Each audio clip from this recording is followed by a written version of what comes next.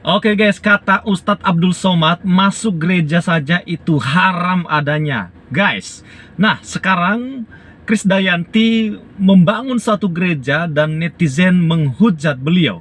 Waduh, jadi persoalan nih guys. Nah, ini ada sebuah artikel yang saya dapatkan dan kita akan baca bersama-sama. Saya ambil dari terkini.id dengan judul "Bantu Renovasi Gereja Hingga Nangis Didoakan oleh Pastor atau pendeta." Nah, teman-teman sekalian, Krisdayanti bukannya malah dipuji oleh netizen, khususnya para kadrun, tetapi malah mendapatkan kecaman, dihujat oleh netizen, teman-teman sekalian. Ya, wajarlah di Indonesia banyak sekali yang mabuk agama dan dipengaruhi oleh ustadz-ustadz yang memiliki pemahaman yang kadrun ya. Oke, teman-teman sekalian, dalam sebuah artikel ini ada sebuah gambar yang menunjukkan bahwa Krisdayanti di sana sedang didoakan oleh seorang pendeta. Dan puji Tuhan, ada orang-orang yang mempunyai suatu toleransi yang sangat tinggi berada di Indonesia ini dan peduli kepada agama lain, bukan hanya agamanya sendiri saja, tetapi sebagaimana Indonesia ini terdiri dari berbagai agama yang ada dan suku, bahasa, dan lain sebagainya, yang menunjukkan bahwa Indonesia ini bukanlah satu-satunya agama yang ada, yaitu agama Islam atau agama Kristen atau agama tertentu, tetapi agama-agama yang ada di Indonesia ini ada 6. Dan karena itu teman-teman sekalian, seharusnya karena kita sebagai satu bangsa, kita bersaudara, walaupun tidak bersaudara di dalam keagamaan atau dalam iman, tetapi kita saudara dalam kebangsaan atau saudara dalam kemanusiaan. Nah, kembali lagi kepada topiknya ya, didoakan pendeta, Krisdayanti malah dihujat netizen.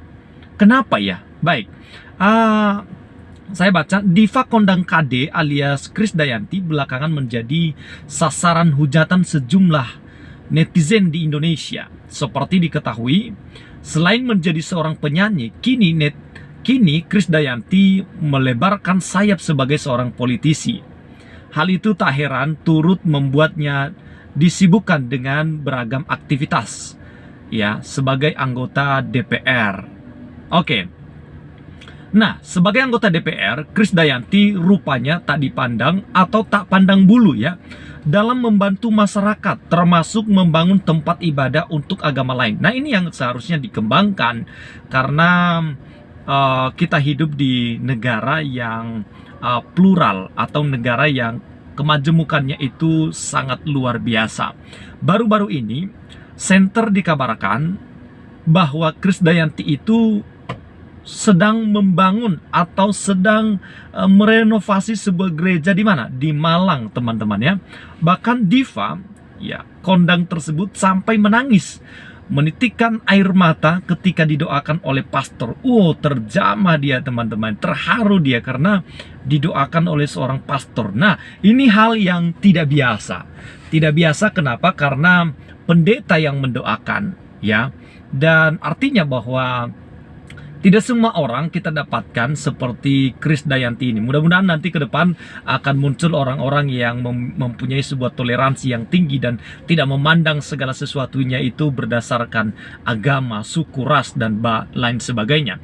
Tetapi memandang sesama manusia itu sebagai saudara, terlebih di dalam satu bangsa dan satu bahasa, Negara Kesatuan Republik Indonesia ini. Kalau ada teman-teman kita yang lain yang sedang mengalami sebuah penderitaan atau ada sesuatu yang sedang memerlukan bantuan pertolongan, maka kita yang diberikan oleh Tuhan sebuah kepercayaan atau sebuah kelebihan yang kita dapatkan daripadanya, maka kita turut membantu, bukan hanya sesama agama kita, tetapi semua orang ya. Itu yang diajarkan oleh Tuhan ya. Kita wajib mengasihi sesama manusia. Baik, di sini dikatakan melalui akun Instagramnya, Krisdayanti tampak mengabadikan momen kala dirinya ikut dalam peletakan batu pertama didampingi oleh seorang pendeta dan para jemaat. Dalam video yang diunggahnya, terlihat Ibu Aurel Hermansyah itu menangis kala ikut didoakan atau berdoa bersama dengan pendeta.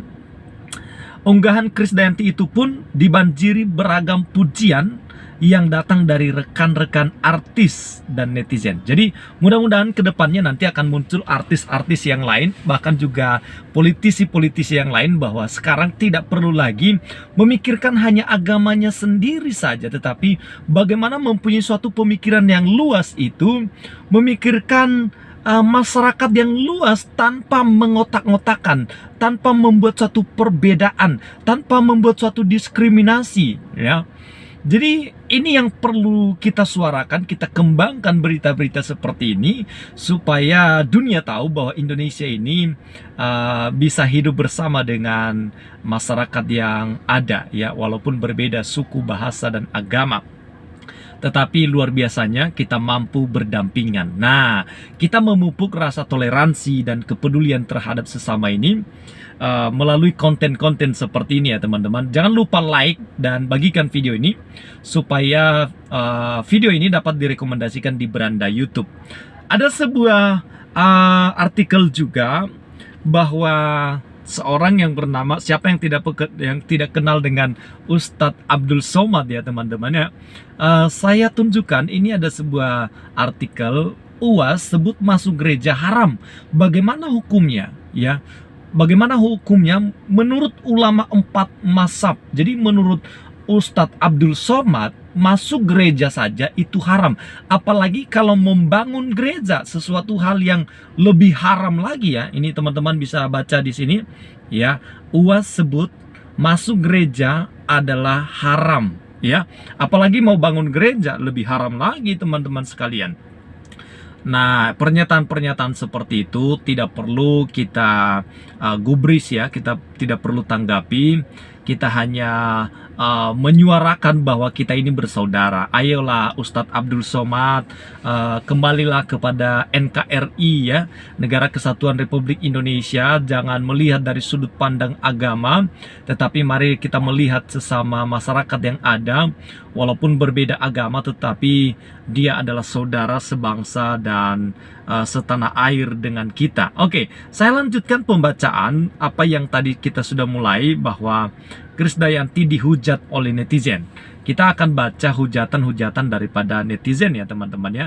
Apa pernyataan-pernyataan mereka. Ada juga yang memuji, ada yang seperti yang saya kemukakan, ada yang pro, ada yang kontra. Ya, tak sedikit di antara netizen yang justru mencibir niat baik Krisdayanti.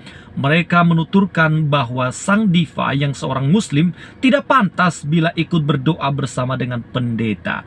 Tidak pantas, ya. Tidak pantasnya, ya, saya nggak tahu, itu pemahaman orang yang berbeda-beda. Tentu, ya, kita maklum-maklumin saja, teman-teman, ya.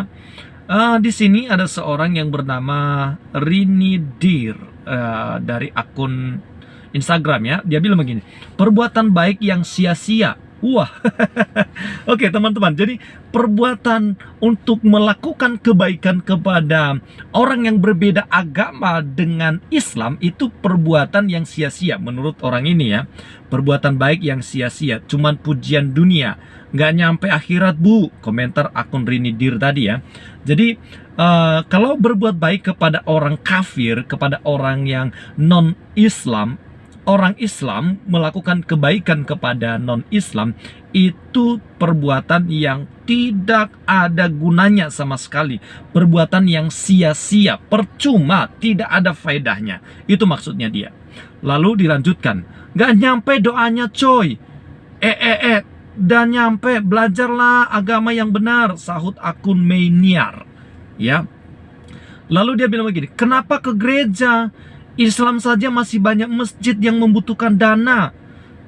Ya, itu dari Ahmad Cinois. Lalu ada juga dari dari Vedela ini. Mbak Kade, kok bangunnya gereja bukannya masjid, malahan renovasi gereja? Ngapain sih? Waduh teman-teman, jadi pada mencibir, ya. Banyak orang yang tidak suka dengan sikap Krisdayanti. Kenapa demikian? Ya inilah yang tadi saya katakan. Ada ulama-ulama, ada kiai-kiai, ada tokoh-tokoh agama yang memberikan pernyataan-pernyataan yang tidak seharusnya disampaikan kepada publik. Ya, terlepas itu suatu pemahaman beliau, atau saya juga nggak tahu apakah itu memang benar ajaran daripada kitab suci Al-Quran atau bukan, tetapi saya mau suarakan kita hidup di negara Kesatuan Republik Indonesia, tidak boleh ada diskriminasi.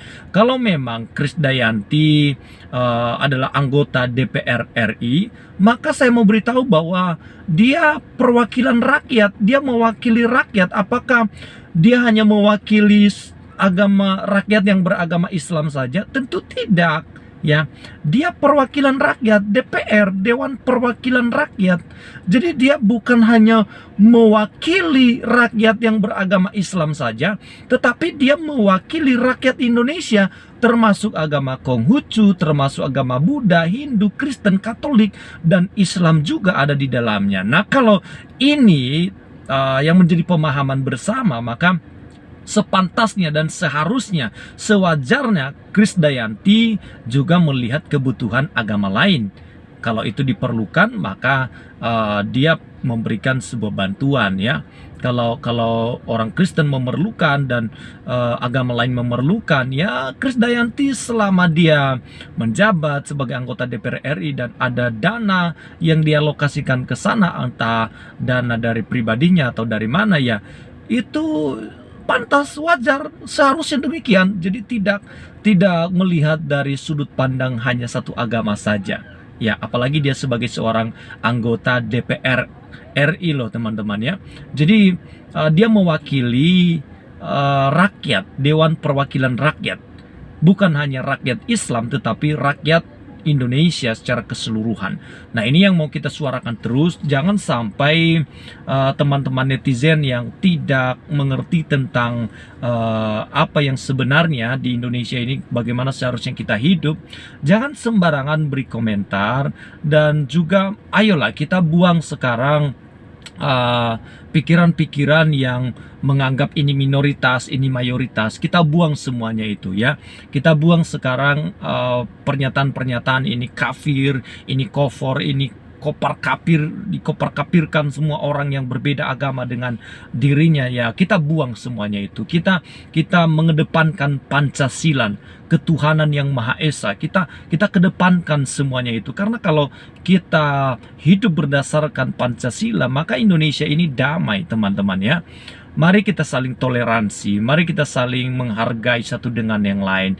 Jangan dikit-dikit melihat segala sesuatunya itu berdasarkan agama, tetapi mari kita melihat dari sudut pandang toleransi, atau mari kita beragama dengan moderasi yang baik, yang menerima perbedaan, menerima ya apa yang menjadi kekurangan dan kelebihan satu dengan yang lain. Oke, teman-teman sekalian, jangan lupa like video ini, bagikan, dan beri komentar di bawah ini supaya video ini dapat direkomendasikan di beranda YouTube. Tuhan Yesus memberkati kita semua. Salam inspirasi. Amin.